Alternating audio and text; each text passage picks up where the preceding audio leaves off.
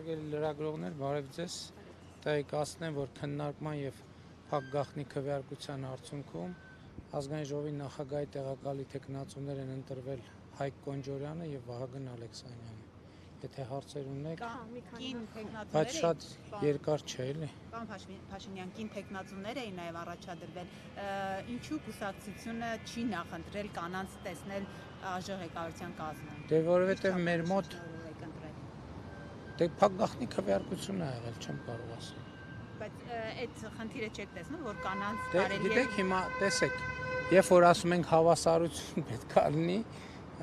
այսինքն հավասար մրցակցային պայմաններում կամ ընտրվել են կամ չեն ընտրվել։ Այսինքն այդ քննարկում եղել է նախապես, թե արդյոք պետք է քվոտա սահմանենք, որ անպայման